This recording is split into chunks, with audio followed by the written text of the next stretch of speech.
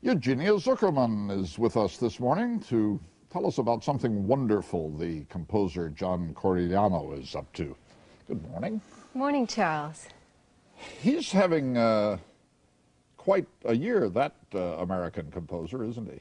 Very spectacular. His new opera, The Ghosts of Versailles, is being mounted by the Metropolitan Opera, and that's the first time in 25 years that the Metropolitan Opera will be putting on an opera by a living composer. Really? Really? Does that mean that American composing is alive and well, Eugenia? I think it is alive and well, and things like the Composer in Residence have really made contemporary music accessible to the community. But John's project of encouraging young composers is so important. We have to find the young Bernsteins and the young Coplands. It's my feeling that it's a child's birthright, not just to learn to read and to write and to compute, but also to learn the arts, to learn to draw, to dance, to make music. Not that they'll all become great artists, but that the development of their imagination and creativity will enhance their work and therefore strengthen us all. And as John Corigliano has found, there's talent out there and there's music in everyone.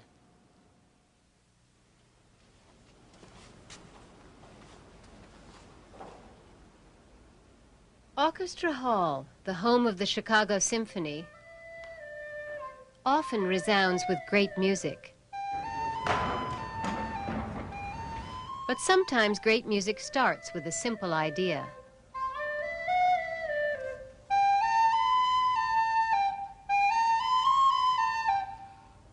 Okay, that's good. You see, the thing that I thought of, and the reason that I'm here today is this. It occurred to me that most of the time you go to a classical music concert, you hear music by people who lived 100 years ago or 200 years ago. But there are a lot of people like me, who write music today. And there are a lot of you who could write music today if you wanted to. Oh boy, oh boy. Okay. John Corigliano is one of today's most prominent composers. As the first composer in residence of the Chicago Symphony Orchestra, he had a simple idea. Da, da, da. Now play it in rhythm, fast. First, he asked 4th and 5th graders at the Howland School in Chicago to write melodies. Then he took these melodies to older students in high school and asked them to use them in making larger works. The finished pieces would be performed by the Chicago Symphony at youth concerts. We want to see whether we can find and encourage the young composers, the really young composers, who actually have had no encouragement in their lives. If you say you're a composer, and you're even 15, they don't know what to do with you. The school says, good luck. We wish you all the luck in the world, but we don't know. Nobody can teach it to you. One of John Corigliano's protégés is Rich Carter, a high school senior. He began composing when he was in the 7th grade. It was just a hobby. It was just something I did. Since I played trumpet, I wrote like trumpet duets and stuff like that. The first pieces I composed, I wrote at age 6. I would dictate compositions to my mother. I'd play these pieces on the piano, and I'd tell my mom to write it down. Hi, John. How you doing? John Orff and Rich Carter and Jeff Letterly were chosen to take part in the Young Composers Project. They were selected based on previous pieces they had written on their own. And it showed that they had done their work, that they had earned the right to be called young composers by writing this music down. Because composing is, and people don't realize what it's like, it's a very lonely and it's a very time-consuming thing. You're writing thousands of notes. Let's say we write a 5-minute piece for the Chicago Symphony, which, as you know, can be a lot of notes if it's a fast piece. Okay, what kind of piece do you want to write? More melodic. Melodic and lyrical. Yes. How is it that a child knows that they're a composer? What do you think it is that makes a child say, I want to write music? I don't really know. Each one of them has a reason. They heard a piece they loved. They went to a concert, were enthralled. They had some experience of that kind. And they just wanted to do it. I think it's beautiful and wonderful, but I don't understand it. Accepting that it happens. A lot of contact sound. What would happen if you did that closer to the center? It would change the timbre again. I was real nervous about it. because I'd never written for orchestra and I didn't really know, what to really do.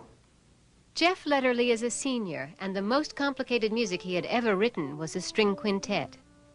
Now he was being asked to write for an entire orchestra of 80 musicians and more than 20 different instruments.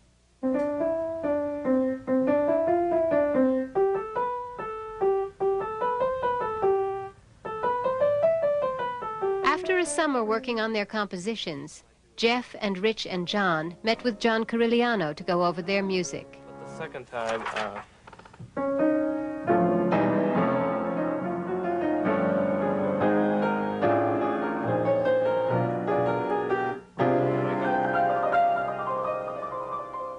Corigliano thinks John Orff's music is going to challenge the Chicago Symphony.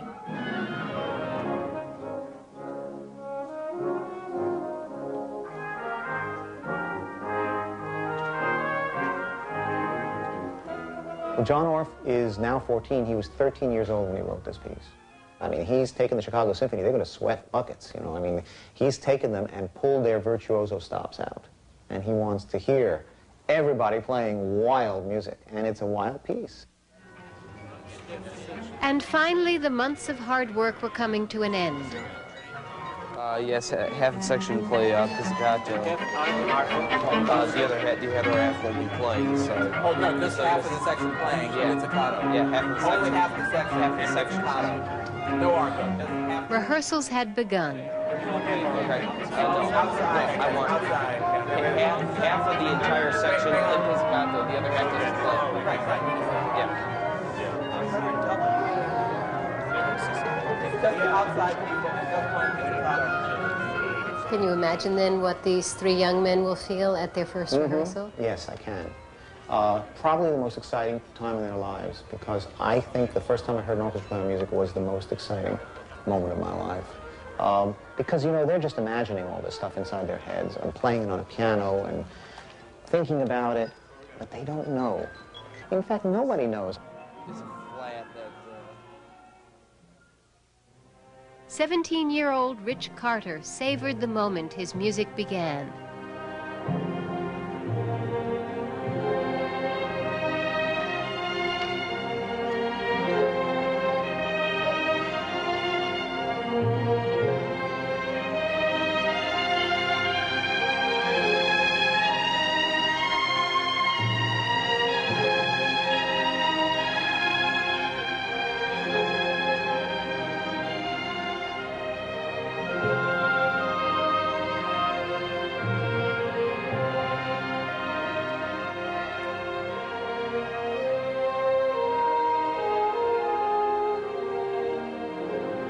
It was really exciting hearing it. When I first started, I knew that I wrote that. It was just overwhelming.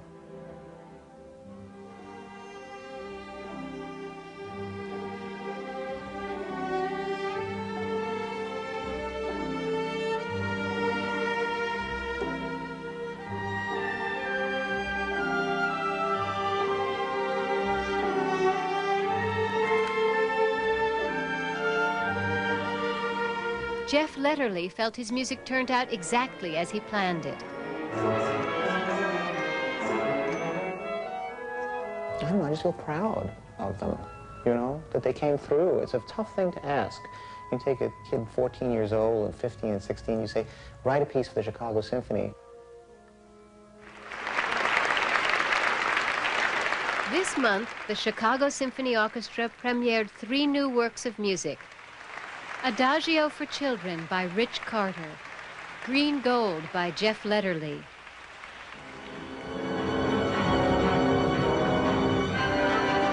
Inspirations by John Orff,